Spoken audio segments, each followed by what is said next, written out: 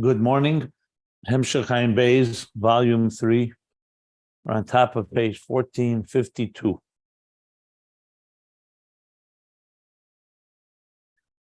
Discussing the meaning of the verse in Song of Songs, Shir Hashirim, beginning of chapter 5.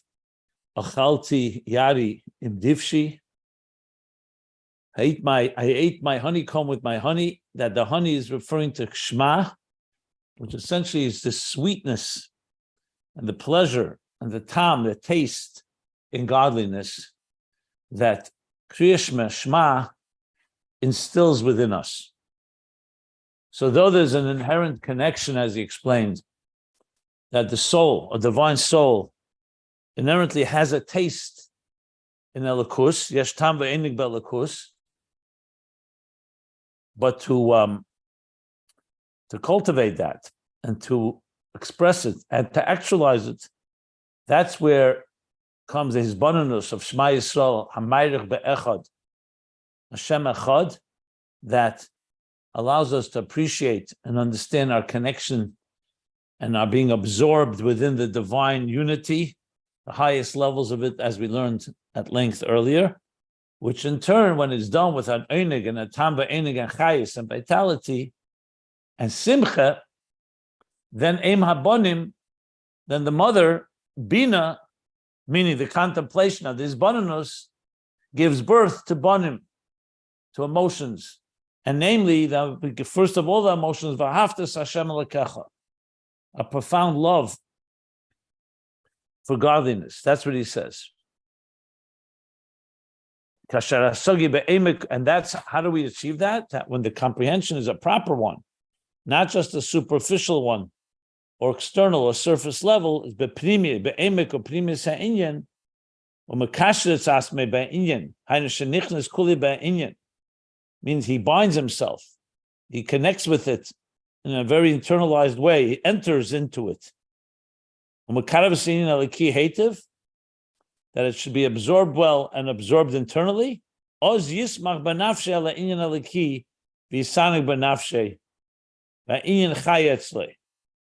his soul, his spirit, celebrates with it, is joyous on this divine experience.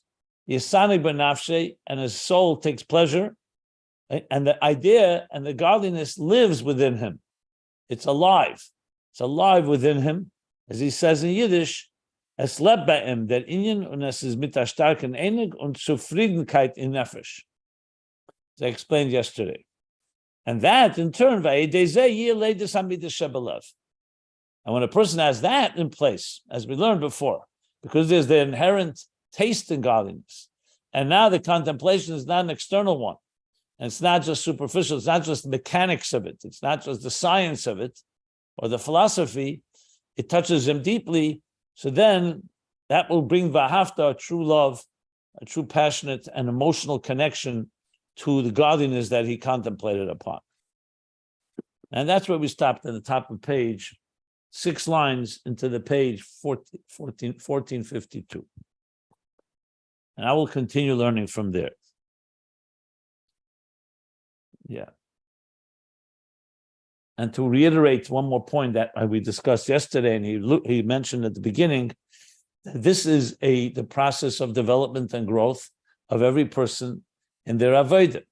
So even though a person is born with a neshama, chelik elokam mal mamish, beginning of Tanya, he says, mashbiyan say that a child, before it comes into this world, is given a shavua, an oath, and a nesiniskeach, and empowered to be a tzaddik and not be a rasha. And we're born with a neshama, and we're born with all the faculties of a divine soul, as explained in Tanya, the beginnings of the first chapters in Tanya. Yet all that is in a potential state, meaning it's in a dormant state until you activate it. And that's why there's the process of mutfa, murgish, muskel, from the youngest age, which is called the cultivation, the development, the nurturing and the growth and the maturity of an individual from reflexive to emotional to cognitive, and the cognitive transforming the emotional, and the emotional is growing with the cognitive all the way up to reaching the highest levels of transcendence, which has essentially been the theme through a big part of volume 3, as well as earlier, which is the interface, because it's ultimately about us interfacing with God, and that does not come easily. So though we have the resources and we have the support of the Malachim, which we've learned and will learn, so this is the process. So the process of Shema is essentially encapsulates that, the contemplation that comes in understanding and appreciating Hashem Echad, but not just a contemplation, like he's explaining. It's not just a theoretical, abstract exercise, but rather one that is internalized and imprimius, and therefore brings the V'ahavtas Hashem Elokecha, which is, as he said, that's Krishma. Li'ez V'ahavtas Hashem Elokecha. So now he continues.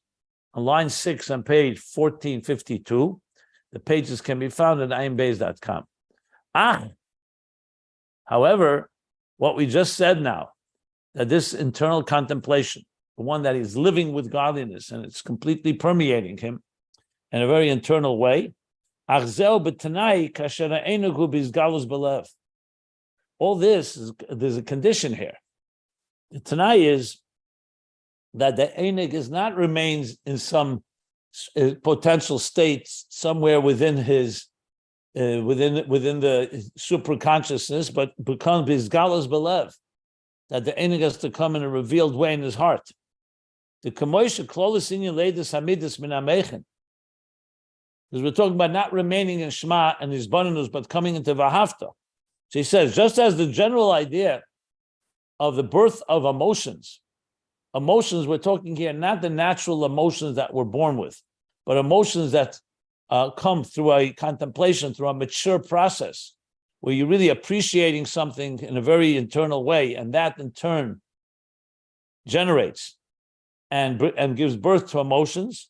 So just as the general idea of leidus hamidus min hamechin, that midas that are born from intellect, from a cognitive process, hu al yidei hadas dafke, we know that's dafke through das. Chachma and Binah, as powerful as they are, Chachma is the kernel of the idea, the spark, that's where it all begins. Binah is the fleshing out, the development, like we learned, the comprehension, even Pnimius Binah. But at the end of the day, the moichin, to give birth to midas, like he says in Tanya, at the end of chapter 3, excuse me, at the end of chapter 3, he says that Chachma and Binah is father and mother, Abba v'Ima, Eim abonim. But then you need Das, v'Adam yada eschava. You can have a father and a mother, a man and a woman. If they don't have a sacred union, Das from the word hiskashrus, intimacy, they won't give birth to a child. Like he says there, that is, as long as you have Chachma Binah, you don't have the hiskashrus, that a person completely connects and absorbs and is absorbed by the experience. In other words, it's not just a detached intellectual process, but one filled with das, an intimate experience. Then the Ava V'yira that's born, he says, is shav, is going to be temporary. He calls it almost worthless, because it won't last, it won't give a real birth. Das is necessary. That there's a hiskashus of a das of physically, just like husband and wife need to come together physically. So the same spiritually, Chachma and Binah need das, like he says here, that the latest hamidus min hamechin hu dafka hu al yidei hadas dafka. The kasher nirgesh inyan beliboy, because when he feels this godly idea or godly concept in his heart, umargish beliboy es atev delikus, and he feels in his heart the goodness, the beauty, the pleasure, the pleasantness, the goodness of Elikus, oz dafke mispal belibe. Only then does he get stimulated in his heart. If it remains a concept, like we learned earlier, it could be a concept, you can understand it well. As I said, an auto mechanic knows the mechanics of a car perfectly. A computer program knows programming. You can have a genius, a scientist who knows all the cosmos and all the laws of physics. But if there's no connection, like he says here, that if he does not have nirgish belibwe, that he feels that it's something for me, that I feel connected to this personally. Yeah. So he says like that's when he gets excited in his heart. But when the feeling is only in his mind, meaning it's an intellectual sense, it's an intellectual experience, strictly intellectual. From this will not become necessarily an expilus, an excitement, a stimulation in the heart. As we see all the time, there are many people who have brilliant ideas and brilliant connection, brilliant understanding of something, and it doesn't become a midah shebelev.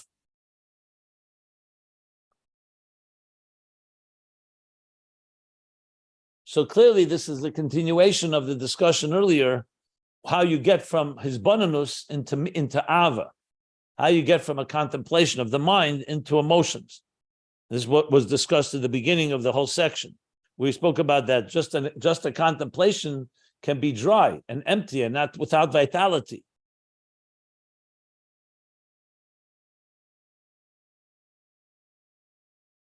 But that's why you need the dvash. You need the sweetness. They should have tam v'enig in it.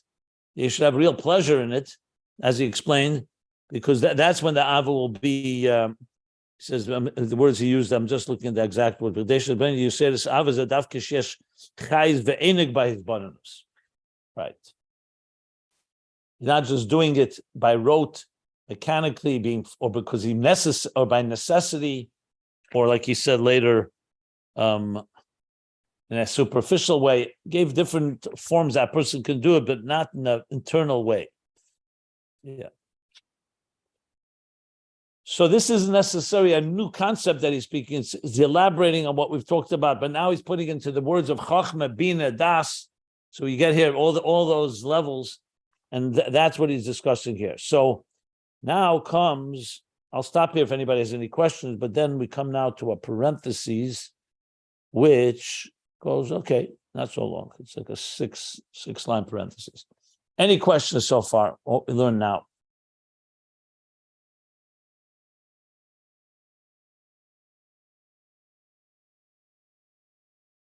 The Rebbe Rashab continues. Well, I was just gonna say it's interesting. He chooses the word hergesh twice. He uses it, even though it's not in the lev yet. It's in the moach, and you would think it's a thought. It's not a hergesh. So I don't know what you have many times. It's called hispilus sichli. You said this earlier as well. It's called hispilus sichli. Your mind can get excited about an idea. You see scientists get very excited about ideas. It doesn't mean it's personal. It doesn't mean it's theirs. It doesn't mean it's intimate with them. So we have the midah shebeseichel we learned, if you recall. The called intellectual emotions. Yeah. Thank you. Okay. The parentheses now. The hergish b'moyach, the feeling in the mind, hu hakoros ha'inyan. That's the recognition, that's the resonating element that he recognizes, something that's hakoros ha'inyan, shemakir sha'inyan rukach. So it is a clarity. Here, hakoros also from the word clarity. Like before contemplation altogether, if you don't understand the idea, so the whole idea is shrouded in mystery or shrouded in darkness. The mayach is not meaningless. The mayach makes you aware of it. Not only aware, you recognize it, you also get a clarity here. So even the hergish in the mayach, meaning even that, let's call it the excitement that you came up with a great idea. We all know. A person has, let's say, a dilemma, and then you think about it, and you come with a solution to a intellectual problem, or a scientific problem, or a legal issue, whatever it may be. So there is a pleasure in the mind, even if it's not about you personally, even though you may not be loving this, you may be doing it for a client, actually. You may be doing it for other reasons. But there is a hergish in the Meich. He says, that's hakoros ha'inyan, shemakish ha'inyan ukach. He comes to a clarity that he recognizes, it resonates that this inyan is so or so. He has that clarity. Shezeu l'mayla ma'asogas ha'inyan, k'moshen is bar le'il. So this is greater recognition or resonance, maybe another word here, is greater than just understanding it. Because you're also you're sensing that this is a true idea, it's like a true solution. You can understand an idea and not have akara. We talked about this a lot earlier. He says, Commission is barely ill. But last time I remember there was this, it was definitely in volume 1. But I think he also spoke about it in this volume as well. I have to look it up. But regardless, Hakara, he says, is more than Asogit. As a matter of fact, one of the meanings of Das, in addition to Chachma and Binah, is Hakara. But here he wants more than Hakara. Here he wants also Hergish Belev.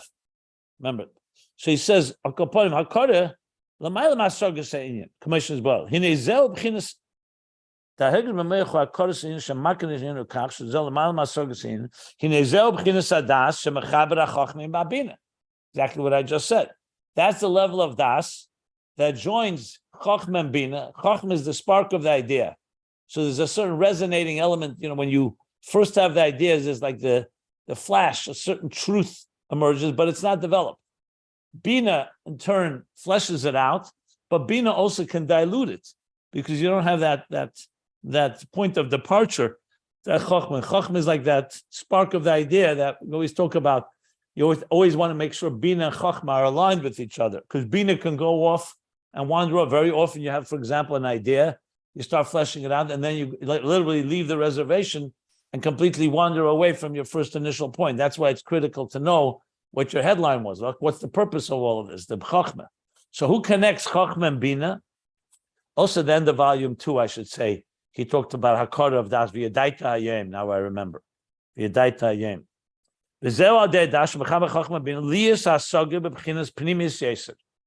So Bina is a comprehension, but Das adds an element of Hakara, where you really resonates with you.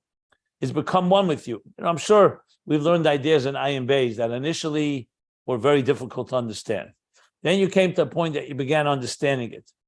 But then comes a point where not just understanding it becomes something that's like second nature. It becomes like, I really get it. We say, I got it. I got it is much more than just understanding it. I'm sure you can find examples of ideas we've learned where it went through these stages. So basically what he's saying is that Das adds Pnimius Yeser, more than just understanding the idea. Even though he said before that Pnimius Bina is somewhat like that, but you could say, first of all, that Das helps bring out the Pnimius of Bina, or you could say Das is even more than Pnimius Bina. Just comparing it to what he said at the bottom of last page, where he said Pnimius Bina is Hasoga be'etzem ha'inyan aliki, without levushe Hasoga. So you could explain that in both ways. But regardless, he's adding out Das as a factor that adds into the connection of Hakara.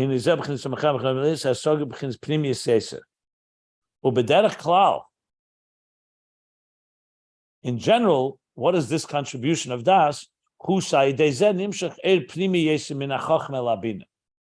That when a person binds themselves, Das from the word hiskashrus, that you feel connected to this. You're not just reading it. Very often we read something, you read a page.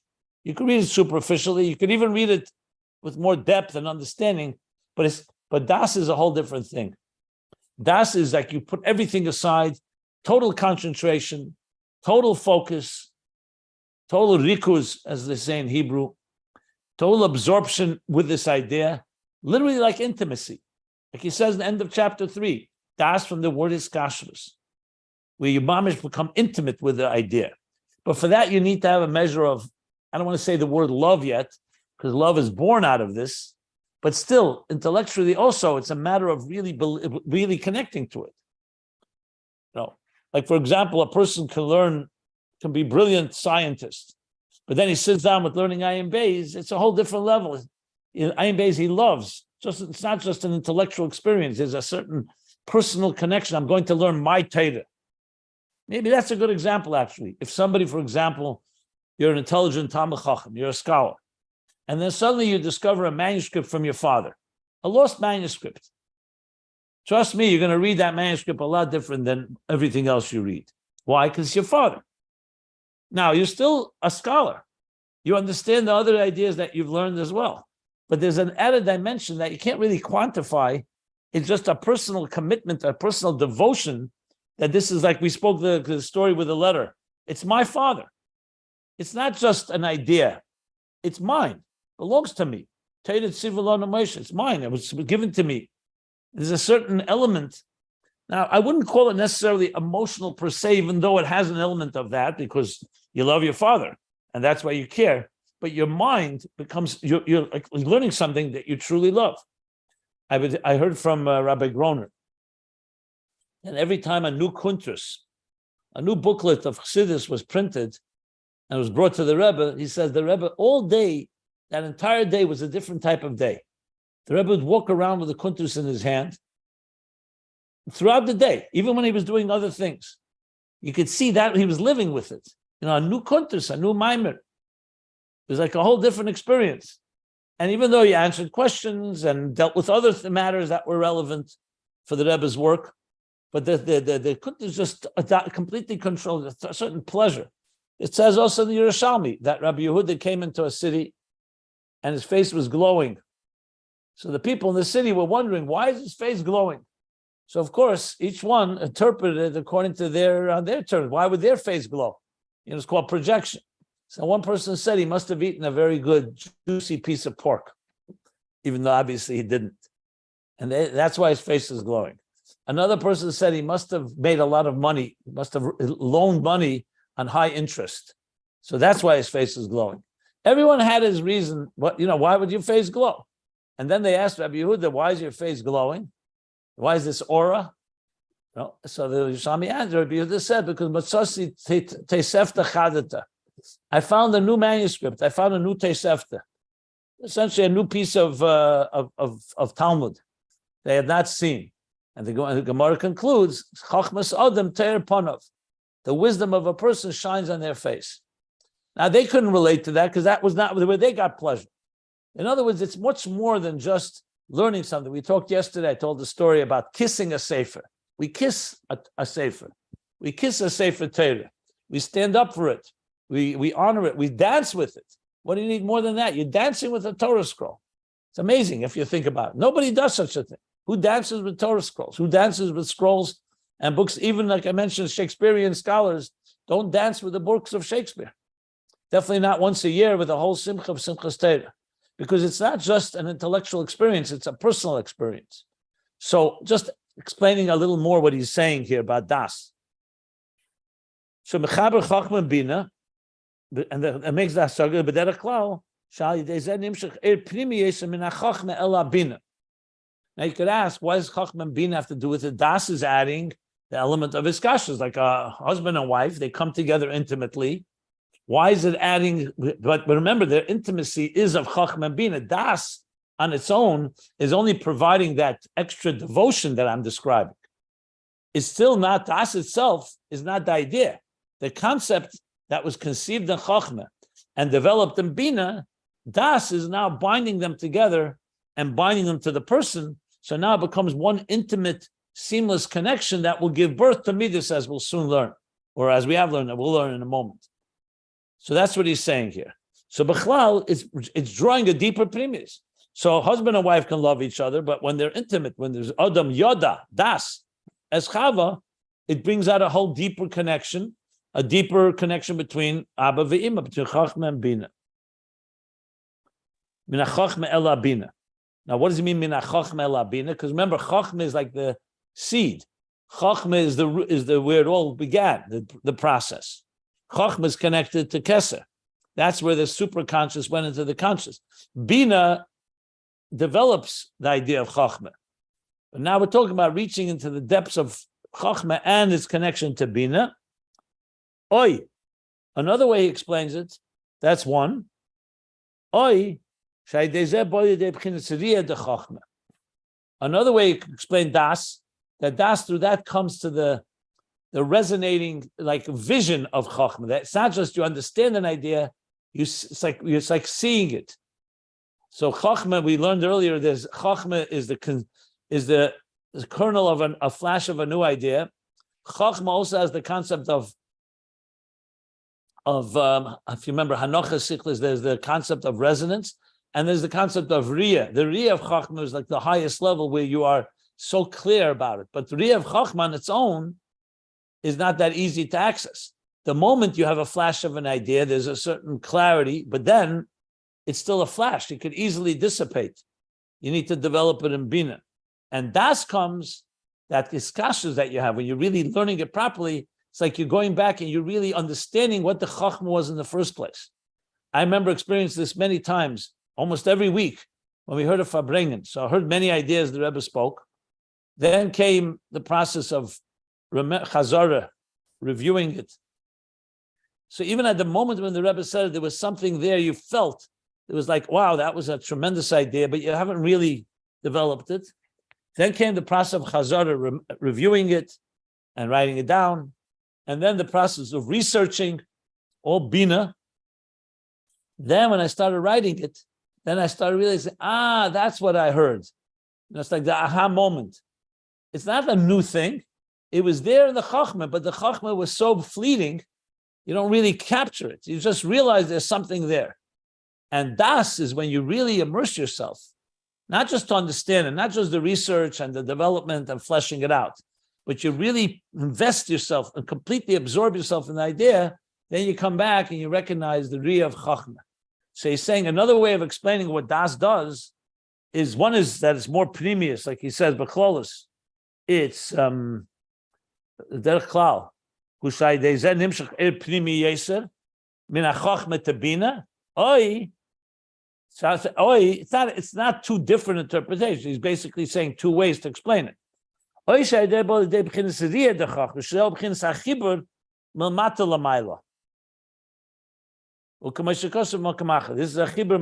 lamaila, because malmaila lamata would be chachma comes first, then bina, then das. Das connects, like he says, more chachma to bina. That's malmaila lamata. Malmata lamaila is that through this immersion, through this absorption, through this iskashus of das, you're reaching to the core principle, the core resonating truth of chachma. You say, now I got what that was. So you have a combination of everything here. This is not yet a midah shebelev. This is all happening on the chachma bina das level. Va'das shemechaber hamoichin im amidas hu argoshes ha'inyan va'atev delekus shenirgish belev. So what he said in this parentheses was really coming to understand the level of hergish b'moyach.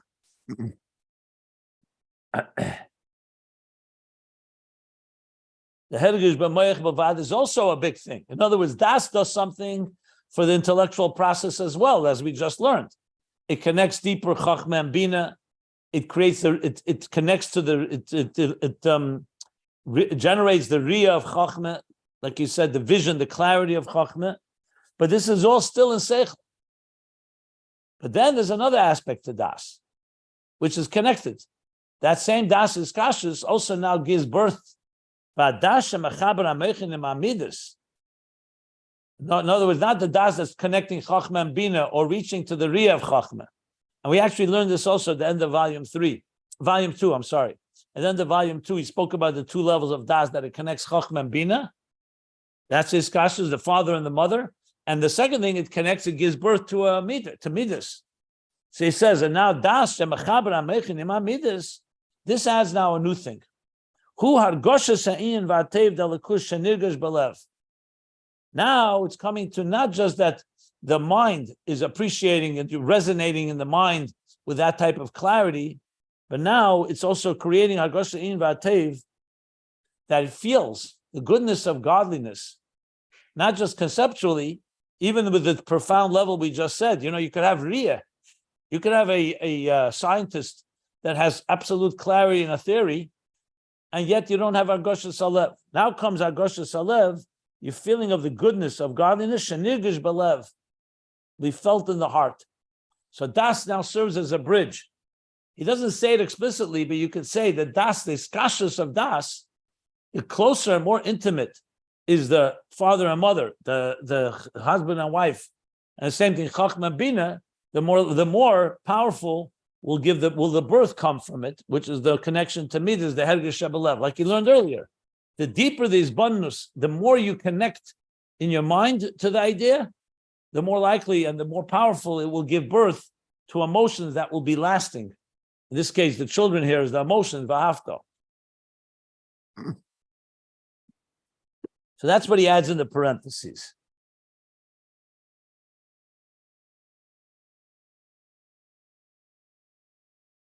Now, this is all just to keep the flow going before I stop for questions. Let me just finish the whole thing. If you remember, this is still in the middle of a phrase. He began, Achzeu b'tanai. Today we started learning this is a condition. It's not enough it should remain in the mind. The latest amidus min amechin hu idea das dafke. The kashanirgashin belibe margish belibe. Mashenkin when it's only b'moyach. So this parenthesis has broken down the hergish in moyach and the hergish b'lev, but the hergish in moyach is also at levels. You can learn something very superficially. You can learn something deeper. You could have the das that's connecting chachma and binah and drawing from the ri of chachma. But now he's brought it back to lev. But he started the sentence is still not finished. He started the kamoisha b'chlos in yeledes hamidus shebemechen. By the das dafke. So where's the end of that kamoy? So now it comes after the parentheses. Kamoy kain. This kamoy kain is going back to the kamoy all the way almost 10 lines earlier. 9 lines earlier. Kamoy kain. Just as that the birth of Midas from Moichin is dafke through Das, so too the pleasure in this inner form of comprehension, of comprehension of Binah, what he's been learning about, the einig that comes from a deeper comprehension, that in general is Pnimius Binah, like he said in the previous page. Pnimius Hasoga now we're talking. That the comprehension is on a very internal level. We're not talking about Das right now. He says, just like the birth of Midas has to come from Moichin through Das, Kamoy Kain, the Einig, in this internalized or intimate, let's not use the word intimate, this internalized Hasoga, which is Pnimius Bina, Im Tiye b'Moiche Belvad. If this will only remain in his mind alone, Lo yeh mezeleides hamidus. There won't come the birth of emotions. Ki'im kasher ha'enig bo bizgalus belev dafke. Only happen when the pleasure will also come revealed in his heart, that he feels in his heart a passion, being drawn, being connected, longing, and connecting to this experience. That the heart is taking pleasure and living with. Remember, we said it's alive, it's living with it. With the inyan eliki, hamusig umeir etzlei. That's understandable, that's comprehended and radiating by him. It's not just remains in the mind, it's a personal, emotional experience. So what's the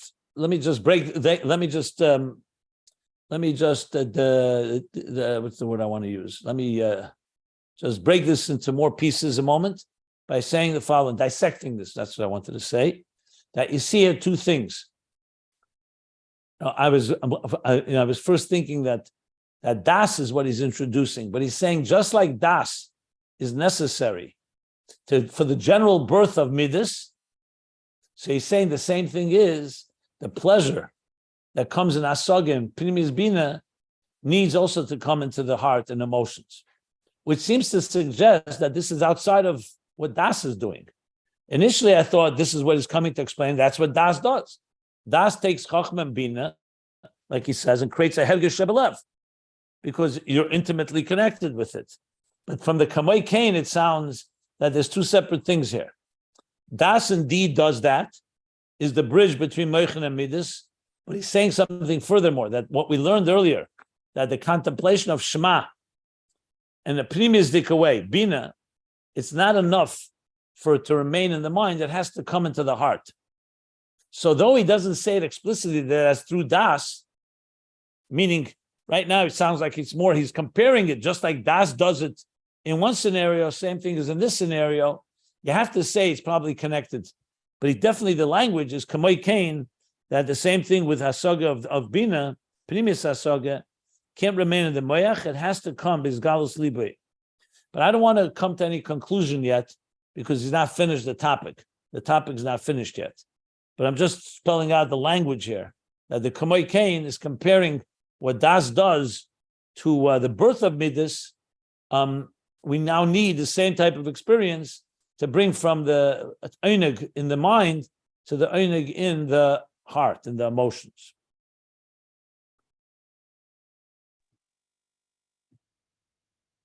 So sorry. I'll stop here, even though, as I said, we're still in the middle of the topic. He's going to give an example, which will probably make this clearer. So, but if anybody has any questions, I'll tell you if the question, we should wait with any question. If you ask a question that seems to be going to be answered, I'll point that out, but maybe you have questions beyond that. I just had a comment, Rabbi. It just seems to me that this is like the mechanism for the Shema via Hafta, how it happens. You say it gives birth, from this is how we love Hashem with all our heart, right? Like, in other words, that's the whole discussion here, of course. That's how he began. He said, "This bonus in Hashem Echad, leads to the Ava." That's correct. Also, I just wanted to make a comment because in the Tanya from yesterday, the Alter Rebbe was talking about how we can't, at this point, elevate the Edom and those other nations. We can only elevate the Midas, because that Edom and those others, like Moab, they are part of the intellectual part. But then in the times of Mashiach, we'll be able to do that. I'm not sure exactly how this is related, but it struck me that what you were saying earlier about the intellect, is this the way we can do it? I would stay away from that. It's a whole other discussion. It'll just confuse matters right now. Okay. It deserves discussion, but I would not do it right now. It's just going to confuse us all. Right now, let's stick to what he's saying here. Are there any other questions?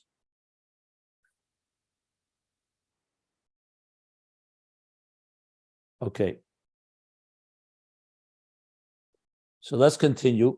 Ukamoy be'esa simcha. Like during a time of a celebration, of a simcha, a celebrating event. She'oz, who is galas hamidus beyeser. You see, when a person, let's say, is marrying off a child, or a person is their own marriage, or a different simcha, bar mitzvah, bas mitzvah, any type of simcha. So what do you visibly see? You see the person who's celebrating is in a very elevated emotional state. They're not detached. They're not dry and disconnected and aloof. They're very engaged, very emotional. And I say emotional here, I don't mean emotional as versus intellectual. I mean here that they're very much into it. He says, the midas are expressed. You see expression of love, expression of care. You see when someone is making a simcha, how they invite guests in. Yeah, we're talking about a healthy person, obviously. So it's not like when you go to a simcha where you see right away there's something wrong.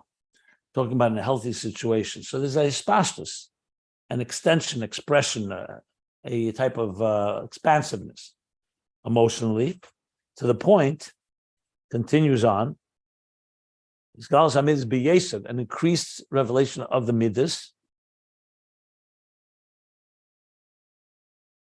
Like you'll see a person who's, let's say, celebrating this way, he will give out, distribute a lot of money. Hayin Rav means a great treasure. You see this, you see people, obviously someone who's a means, and they're having a simcha, they won't have the same calculations that they would make in a regular day. They'll be far more giving and far more expansive and far more generous. Ukahai Gavna, and similar. Basically using that as an example to show the expansiveness of the individual. To the point, to the extent, the parentheses adds, to the extent, shagam bi'ish achili va'kamtzin bi'yeser. Even a person who's stingy and like a miser, kamtzin, Chili and Kamsin are somewhat synonymous. Talking about a person who's very, very, very limited, very non-giving, non-generous. Kamsin is someone even more stingy. Even a person like that, who by nature is that way usually, Yizgalus midas hachesed. During a simcha, even a person like that, there'll be a certain abundant flow, a surge of midas hachesed, of the attribute of kindness. V'yisapach li'ish achar. And his personality will change for that moment at least, or for that night, or for that time, period. It says elsewhere. I know you could ask the question, doesn't always happen that way. Fine. But it also happens. You can find the situation where even a person whose personality is generally not that generous and not that giving, more deliberate, more discretion, more calculated, whatever the word is. But in the case of a simcha, something opens up, the heart opens up, that he could be changed, could be transformed, you don't even recognize the same person. So he says, when does this happen? Not when it remains in the mind, conceptually. How does that dafka? It's only when the joy is it's revealed in the heart. You're feeling it. If a person doesn't feel joy and just conceptually, this is not going to cause him to behave this way. So in other words, this galus amidus is a direct result that this simcha is begili believe. And I think this comes to explain what I was saying before. Daas, the role of Daas is this kashrus that we have when we are concentrating on something, and then it connects chachma to Binah, deeper understanding, more riyah, even Daas that connects the moichin to midas. But here he's talking about that you want to have that the hizbonenus of Shema that leads to Vahafta is because it's coming bizgalus libe. It has to be bizgalus libe. It has to be revealed in his heart.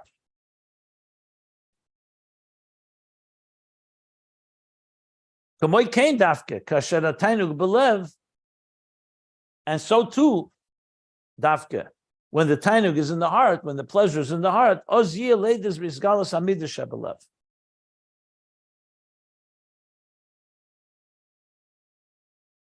now he's going back to the birth. So too, that's when, okay, yeah, because he's coming back to saying, I have to read this a few times because the language is a little dense to really understand the points here. But he's saying, so by a simcha, you see that his midas are expansive. Dafka when the simcha is begal's love. The same thing, kasher and tainug belev. Then, yeah, when the tainug is also in the heart, then we'll have the birthing, meaning not just the expansion of chesed, that'll be expansive, but it'll be the birthing of his galus hamidas shebelev. Will be the birthing and the revelation of the midas shebelev. So in other words, this is critical to have a hafta b'chol avavcha. You have to have it in your heart. It has to come into the heart, and that's what he's emphasizing here. Can you take a question? Just a moment. I always take questions, but let me just finish the subject matter. I want to see how far to go here to see the whole, we got the whole thing covered here. I don't think it's covered completely. One second.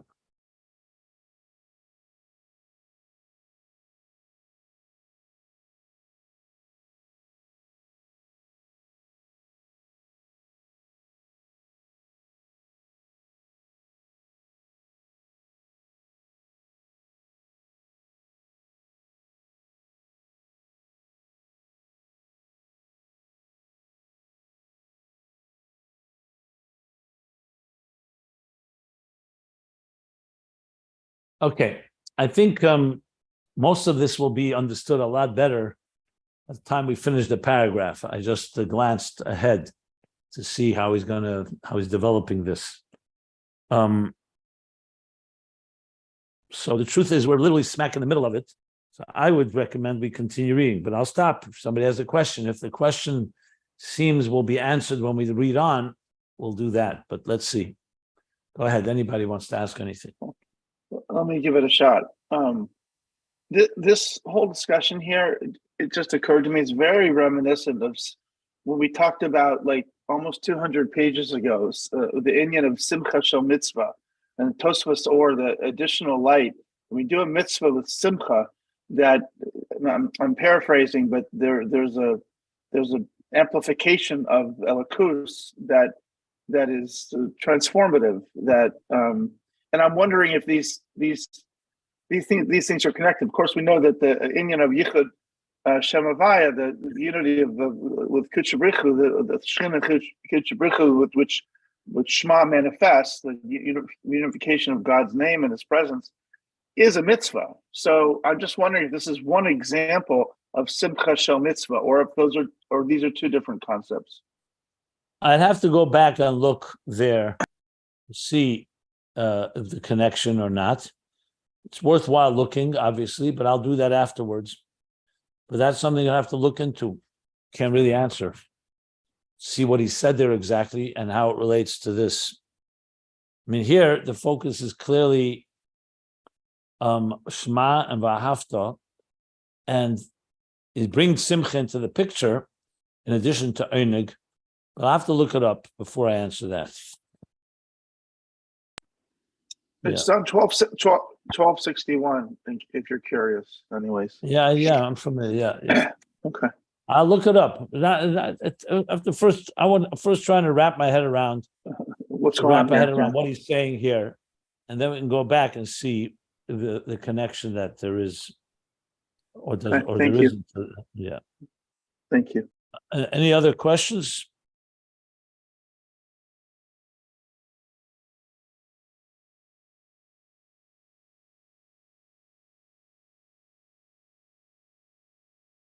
Okay.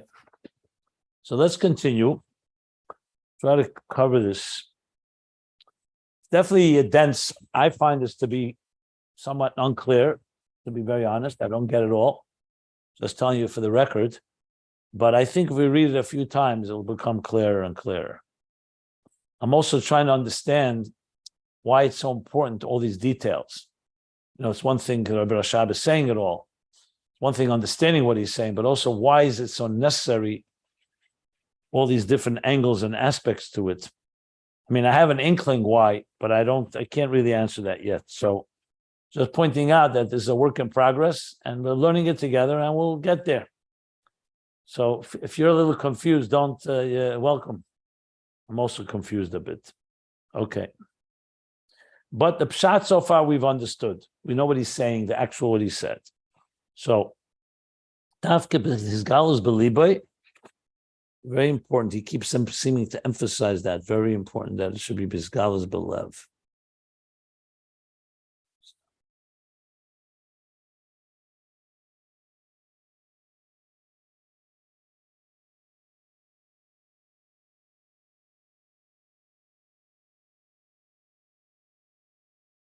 And I'm also wondering if he's going back to what he said at the beginning of the paragraph on page 1451, that the difference in contemplation that's more cold and detached and a contemplation that's more passionate and connected.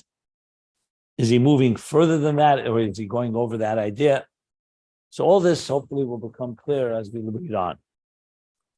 Okay. So bottom line is, in the moyach alone, as much as you understand something, if you want it to be real and it has to come into a feeling in the heart where a person is passionate and personal and internalized and integrated, which is why you see people can have a contemplation, they could understand something well, but it's not reached that level of emotional connection. And Shema requires not just Shema Yisrael, the Zbanunus, it requires the divshi, dvash. That's really what is coming down to explain why it's called honey. Because honey is sweet. It's sweet to the tongue. And you have a taste in it. It's not just conceptually sweet. It's actually sweet. You feel the sweetness. That is, above all, what the real underlying point here is. I want to explain the connection to dvash and Shema. So it's not just an intellectual sweetness, it's an emotional sweetness and taste in it. Okay. So it's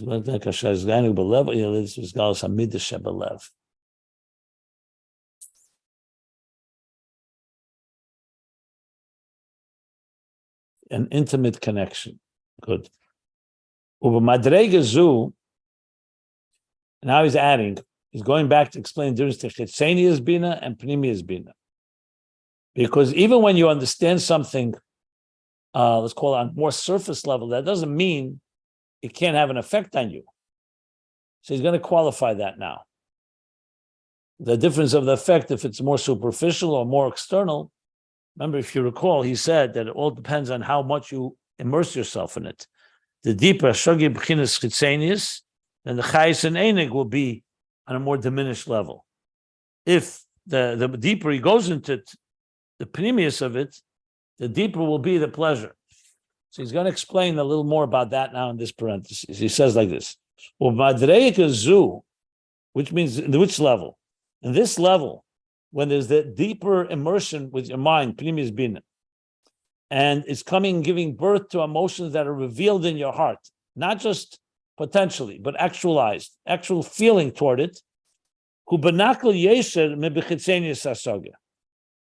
this madrega, pnimius asaga, a deeper understanding of it, it's easier,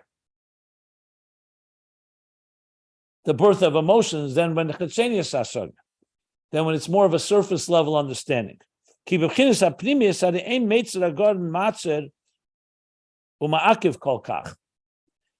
when a person is really immersed deeply in a subject matter, the Meitzer Hagarin. So let me explain what that is. Chassidus explains, just like physically, the Meitzer Hagarin is the narrow channel of the throat. So between the mind and the heart, to Moichin Amidis, the reason physiologically we're built that way is because there is a narrowness, a type of almost I don't want to say dissonance, but a meitzar, like from the word Mitzrayim, a meitzar that limits the flow, so that the mind doesn't always go into the heart. So Chassidus, based on Kabbalah, explains meitzar garden refers to all the things that block a person from an intellectual idea to stimulate an emotion. One of the biggest things that the Chassidim would come to the Rabbeim, to the Alter Rebbe, to all the Rabbeim, they say we understand, but we don't feel it. I'm sure all of us have the same question. You can understand an idea, and it's not arousing, it's not stimulating my Avos Hashem or Yiras Hashem. It remains disconnected. So Chassidus uses the language Meitzer Agon, which does what? Matzer de Ma'akiv. It like blocks and is an obstacle, it's an impediment. So when you're chitzenius hasaga, you're not applying yourself completely. It's much more likely that there'll be a block between the mind and the heart, between intellect and emotions. But he says when there's pnimius hasaga, he's adding another point. What does the pnimius hasaga do? The Meitzer Agon, this narrow channel, does not block and impede as much. Kol kach, that much. And when that channel is open, so b'derech memela, it's much easier that from the moyach will travel to the heart. So let's use a simple example. I'm using an example from Tanya, chapter 9. So he says there that the Mishkan, the place of residence, where does the divine soul reside? In the mind, and the reflective mind, and the right side of the heart. Where does the animal soul reside? In the left side of the heart. What's the difference between the two? The animal soul on the left side of the heart, where the blood is generated, is passionate about its own subjective desires. What is emotions? Emotions are impulsive. If emotions didn't have an intellect to check on them, to keep them in check, I should say, so the emotions would run amok, and they could, like we all see. Even with a mind, it's difficult. As he explains there, that just like the blood of the heart rushes to the brain, same thing, the emotions of the heart can also take control and cause you to do things impulsively, which if you were in your right mind, you would never do. You would be more deliberate, you'd be more patient, more reflective. That's what the Nefesh HaBamis is. It's very seductive. It grabs your emotions, and in the moment, the throes of your emotion, we do all kinds of things. Someone says something to you and insults you. So if you don't use your reflective mind, you can react very quickly and say something in return that's insulting. Later, you may regret it. But in general, most mistakes we make come because of impulsive behavior. Like the Razah, the Rebbe Rashav's older brother, said that every time you feel angry or you feel an emotion, wait 18 hours before you react. Because by then, the emotions dissipate. You're not in that same passionate moment. And then if you still need to react, you'll react. But now it's done much more with reflection and deliberation rather than just an impulsive. So basically what's happening is that the Meitzer HaGoren doesn't let necessarily the reflective mind to speak to the impulsive emotions. So the impulsive emotions are much more likely to follow their way. And that's where there's going to be a block or impediment and doesn't allow the intellect. You can say Shema Yisrael, but if it's only Chetzenius Hasagya, only with an external or surface level contemplation, more likely there'll be blocks. When it's a Pnimius Hasagya, where you're immersing yourself in it and you're connecting with it, like we spoke earlier, really immersing as much as you can, so then there'll be less blocks. And so since the flow is more seamless, so it's more likely that the mind and its contemplation about Hashem Echad is going to have an impact on your emotions. That which we learned earlier about Hamayruch Be'echad, that all of existence is really completely nullified and part of God's speech and thought and God's energy, divine energy, that will not just be an intellectual concept, it will also affect you emotionally and personally.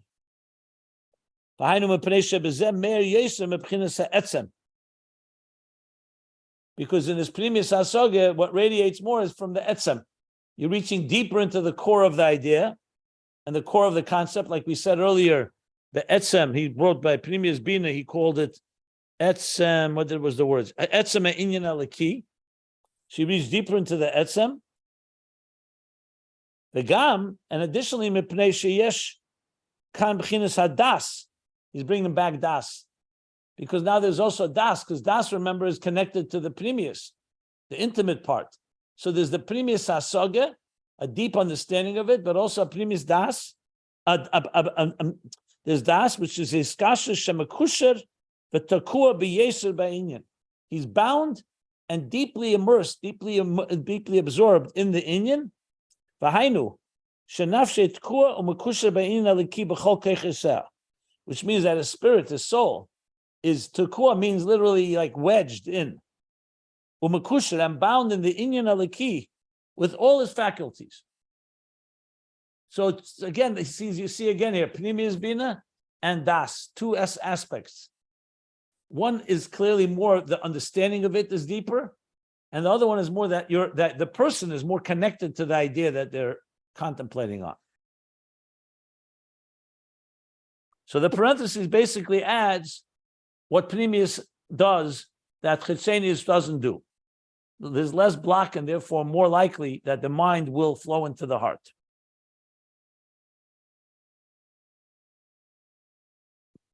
I'm going to stop here, even though it's not over. Just simply to go step by step. I'm going to stop here by the end of the parentheses period, by the word of mides, take some questions, and then we'll resume in the next class. Any questions? As I said, we will go over it. So please, even if you feel a little overwhelmed, a lot of details here, and Binah and Das, Chetzenius and Pnimius and Shema, there's a lot going on here that needs to be unpacked. So just bear with me. We will go through it slower. I'll try to really break it down as much as possible.